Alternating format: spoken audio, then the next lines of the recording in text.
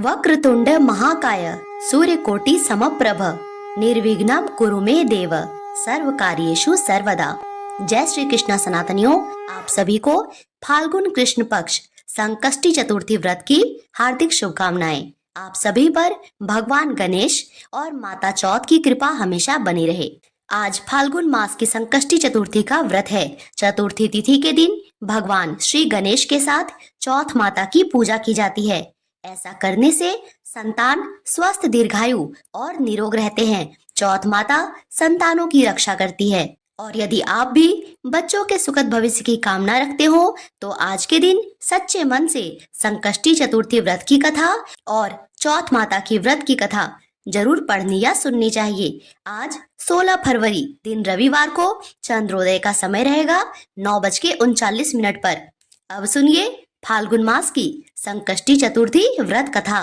प्रेम से बोलिए भगवान श्री गणेश की जय। एक बार कैलाश पर्वत पर पार्वती जी ने पूछा, हे गजानन, फाल्गुन मास के कृष्ण चतुर्थी को गणेश जी की पूजा कैसे करनी चाहिए? इस महीने में गणेश जी का किस नाम से पूजन होता है और आहार में क्या ग्रहण करना चाहिए? कैसे सभी मनुष्यों के संतानों की रक्षा होगी और वे स्वस्थ रहेंगे, दीर्घायु रहेंगे? तब गणेश जी ने कहा, हे माता, फाल्गुन चतुर्थी को हेरंब नाम से गणेश जी की पूजा करनी चाहिए। इस दिन भगवान गणेश की विधि विधान से पूजा करनी चाहिए। भगवान गणेश को उनकी प्रिय वस्तुएं अर्पित करनी चाहिए। चौथ माता की पूजा करनी चाहिए। संकष्टी चतुर्थी की व्रत कथा सुननी चाहिए, जिससे संतान स्वस्थ, दीर्घायु और निरोग रहेंगे।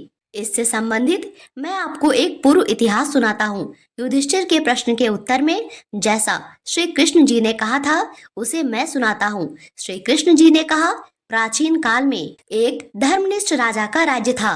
वह राजा अत्यंत आदर्श और धर्मात्मा था। उनके राज्य में एक अत्यंत सज्जन और धर्मनिष्ठ ब्राह्मण हुआ करते थे, जिनका नाम था विष्णु शर्मा। विष्णु शर्मा का रहन सहन अत्यंत सामान्य था। विष्णु शर्मा जी के 7 पुत्र हुए, जो सभी धन धान्य से समृद्ध थे, परंतु पारस्परिक कलह के कारण सब अलग होकर रहने लगे।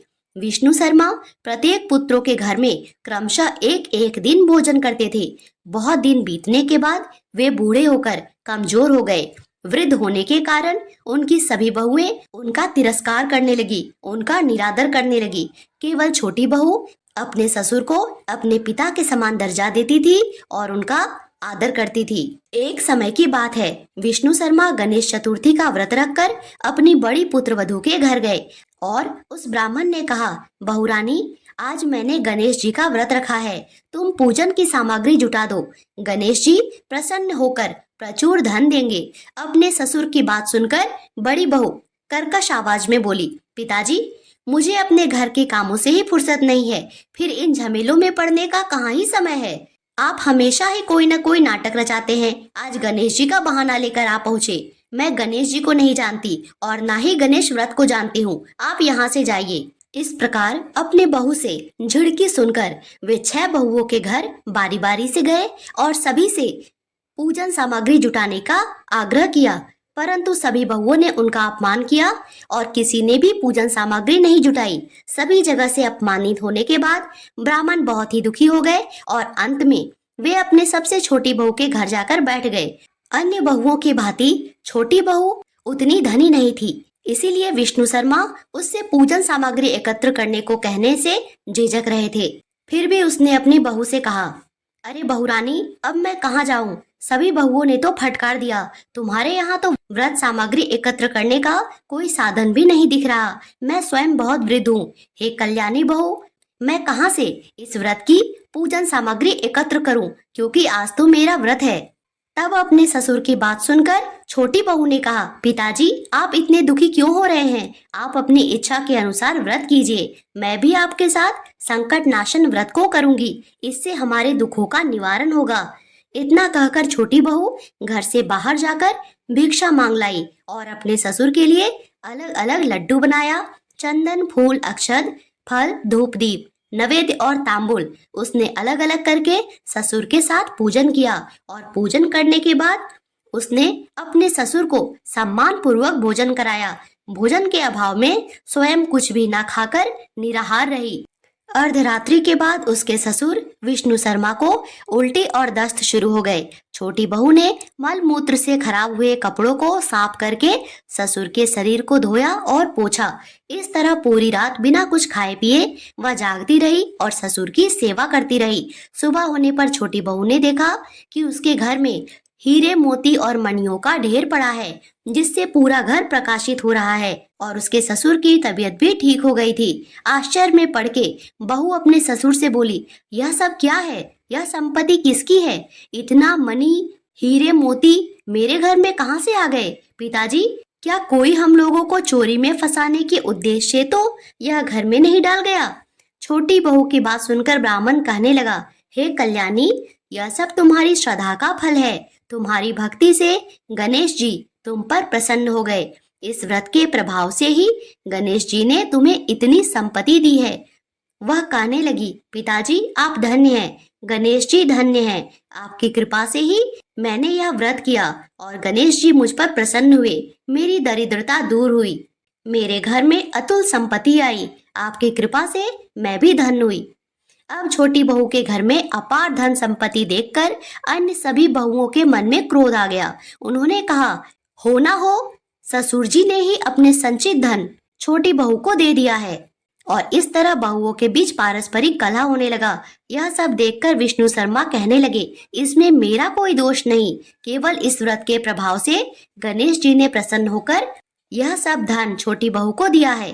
गणेश जी ने कुबेर जैसी संपत्ति प्रदान की। बहुओं, मैंने तुम्हारे घर जाकर व्रत अनुष्ठान का अनुरोध किया था, परंतु तुम सब लोगों ने मुझे अपमानित किया। केवल छोटी बहू ने भिक्षा मांगकर मेरे पूजन हेतु सामग्री जुटाई और स्वयं भी मेरे साथ इस व्रत को किया। इसके प्रभाव से गणेश जी ने प्रसन्न होकर इसे संपत्ति प्रदान की। गणेश जी कहते हैं, हे माता, उस ब्राह्मण के 6 पुत्र दरिद्र, रोगी और दुखी हो गए।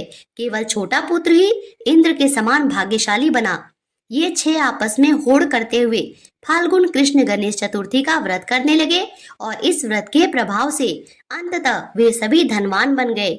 इसी प्रकार दूसरे लोग भी जो इस व्रत को करेंगे, उसका घर भी धन धान्य से भरा पूरा रहेगा। श्री कृष्ण जी कहते हैं, हे पुरुषोत्तम युधिष्ठिर, गणेश चतुर्थी व्रत के प्रभाव से राज्य की कामना करने वालों को राज्य की प्राप्ति होगी। इसीलिए हे राजन, आप भी इस व्रत को शीघ्र कीजिए। फलस्वरूप आप कष्टों से छूटकर राज्य का सुख उपभोग कर सकेंगे। श्री कृष्ण जी के मुख से इस कथा को सुनकर युधिष्ठिर अति प्रसन्न हुए और व्रत करके भगवान गणेश की कृपा से अखंड राज्य के अधिकारी बने। इस प्रकार फाल्गुन कृष्ण पक्ष संकष्टी चतुर्थी व्रत की कथा समाप्त होती है। प्रेम से बोलिए गणेश भगवान की जय। अब सुनते हैं चौथ माता की कथा। पौराणिक कथा के अनुसार एक गांव में एक सेठ सेठानी थे। उनका एक बेटा था और एक बहू थे। बहू सबको भोजन करा के फिर स्वयं भोजन करती थी। एक पड़ोसन ऐसी भी थी जो रोज बहू से पूछती थी, बहू आज क्या बनाया, क्या खाया? तो बहू कहती, ठंडो बासी। एक दिन उसके पति ने ऐसा सुनकर विचार किया, मेरी पत्नी सबको भोजन कराने के बाद भोजन करती है, शायद इसीलिए वह पड़ोसन से ठंडो बासी कहती है। और ऐसा विचार किया कि चलो आज पकवान बनाते हैं और सभी साथ मिलके खाते हैं। उसने तरह तरह के पकवान बनवाए और घर के सभी लोगों ने एक साथ बैठकर भोजन किया। आज भी पड़ोसन ने पूछा तो बहू ने कहा ठंडो बासी। सेठ के लड़के ने सोचा, हो ना हो कोई बात तो अवश्य है जिससे कि मेरी पत्नी बार बार ऐसा ही कहती है। उसने पत्नी से पूछा, तुम रोज ठंडो बासी खाया ऐसा क्यों कहती हो, जबकि हम सब ने एक साथ बैठकर कई तरह के पकवान खाए। उसकी पत्नी बोली, हम जो भी खा रहे हैं यह सब बाप और बूढ़ों की कमाई है। जिस दिन आप कमा कर लाओगे उस दिन मैं समझूंगी कि ताजा और पकवान भोजन कर रहे हैं। अब एक दिन लड़के ने माँ से कहा, माँ मैं एक बड़े शहर में कमाई करने जा रहा हूँ। माँ बोली, बेटा हमारे पास तो इतना धन है कि खाया नहीं खत्म होगा। माँ के मना करने पर भी बेटा ना माना और स्वयं कमाने का दृढ़ निश्चय कर लिया। जाते समय पत्नी से कहा, मैं जब तक कमाकर बहुत सा धन लेकर ना आऊं तुम चूल्हे की आग बुझने मत देना। एक दिन गलती से चूल्हे की आग बुझ गई तो वह मन ही मन बहू घबराने लगी, कहीं मेरे पति पर कोई संकट तो ना आन पड़ी। जल्दी से पड़ोस में से आग लाकर चूल्हे में रख दूं। ऐसा विचार करके पत्नी पड़ोस में गई। वहां पड़ोसन चौथ माता का व्रत और पूजन कर रही थी। पड़ोसन से कहा, मुझे थोड़ी आग दे दो। तो पड़ोसन ने कहा, थोड़ी देर में आकर ले जाना। बहू ने पड़ोसन से पूछा, आप यह क्या व्रत कर रही हैं? इसको क्यों किया जाता है और इसको करने से क्या फल मिलता है? पड़ोसन ने कहा, मैं चौथ माता का व्रत कर रही हूँ। इस व्रत को करने से अन्न और धन मिलता है, माँ लक्ष्मी की कृपा मिलती है, घर परिवार सुखी संपन्न रहता है और सारी मनोकामनाएं पूरी होती है। अब तो बहू भी चौथ माता का व्रत करने लगी। दीवार पर उसने चौथ माता का चित्र बनाया। उस दिन घी और गुड़ का चूरमा बनाकर रात्रि को चंद्रमा को अर्घ देकर उसने भोजन किया। ऐसा करते करते बहुत दिन हो गए।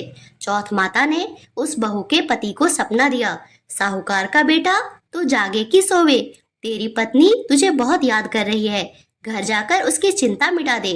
तू दुकान खोलकर कंकु केसर का पगलिया बना के बैठ जाना, आज तेरा हिसाब किताब चुकता हो जाएगा। अब तो चौथ माता ने जैसा कहा था वैसा ही हुआ। उसने घर जाने की तैयारी की, गाड़ी भर के धन दौलत लेकर चल दिया। रास्ते में एक बड़ा सा काला नाग फन फैलाए बैठा था और कहने लगा, आज तो मैं तुझे डसूंगा ही, तेरी आयु पूरी हो गई है। सेठ के लड़के ने कहा, नहीं, आज चौथ माता ने मुझे सपना दिया है, मैं अपनी पत्नी से मिलने घर जा रहा हूँ, वह मेरी राह देख रही है, मैं उससे मिलकर वापस आऊंगा, तब तुम मुझे डस लेना। नाग ने कहा, यदि तुम शपथ पूर्वक कहकर जाओ तो मैं तुम्हें जाने दूंगा, परंतु लौट कर नहीं आए तो मैं तुम्हारे घर जाकर तुम्हें डस लूंगा। इस प्रकार सांप को वचन देकर वह घर पहुंचा। वहां सभी से हंसी खुशी मिला और भोजन करके उदास होकर बैठ गया। उसकी पत्नी ने उदास होने का कारण पूछा तो पति ने काले नाग वाली सारी बातें बताई और कहा, यदि मैं उसके पास ना भी जाऊं तो भी वह घर पर आकर डस ही लेगा। पत्नी चतुर थी, उसने कहा, आप घबराओ नहीं, लेट जाओ, मैं एक उपाय करती हूँ। पत्नी ने कमरे की 7 पीढ़ी धोई। पहली पीढ़ी पर रेत, दूसरी पर इत्र, तीसरी पर गुलाल और फूल, चौथी पर कंकु केसर, पांचवी पर लड्डू पेड़ा, छठी पर गादी गलीचा और 7वीं पीढ़ी पर दूध का कटोरा भर के रख दिया। इस प्रकार वह 7 ही पीढ़ी सजाकर बैठ गई। आधी रात होते ही नाग आकर पीढ़ी चढ़ने लगा। पहली पीढ़ी पर रेत में लौट गया और कहने लगा, सेठ की बहू ने आराम तो बहुत दिया, पर वचनों से बंध कर आया हूँ, सो डसना तो होगा ही, अवश्य ही डसूंगा। इस प्रकार 7 पीढ़ी पर नाग आराम करता हुआ और कहता हुआ, अवश्य डसूंगा ही, कहकर कमरे में जाने ही वाला था कि चौथ माता ने विचार किया, यदि आज मैंने इसे नहीं बचाया तो कौन मेरा व्रत करेगा, कौन मेरी पूजा को मानेगा। अब तो गणेश जी और चंद्रमा जी चौथ माता के साथ उसे बचाने का विचार कर लिया। चंद्रमा जी ने उजाला किया, चौथ माता ढाल बनी और गणेश जी ने तलवार लेकर नाग को मार दिया और ढाल से ढक दिया। अब तक बहू भी थक गई थी, सो गई थी। दिन निकला तो लोग बेटे से मिलने आए, परंतु बेटा बहू तो उठे ही नहीं थे। बहुत देर हो गई, माँ उन्हें जगाने गई। माँ ने 7 पीढ़ियों पर जो कुछ देखा वह बहुत ही घबरा गई और जोर जोर से बेटा बहू को आवाज लगाने लगी। बेटा बहू उठे तो देखा एक ढाल एक तलवार रखी पड़ी है। जो ढाल उठाया तो देखा वही काला नाग मरा पड़ा है। बेटा बहू ने सोचा कि आज तो धर्म कर्म ही आड़े आए, जो भगवान गणेश जी और चौथ माता ने ही रक्षा की है। चौथ माता, जैसे आपने सेठ के बहू बेटे की रक्षा की वैसे सबकी करना। प्रेम से बोलो, चौथ माता की जय।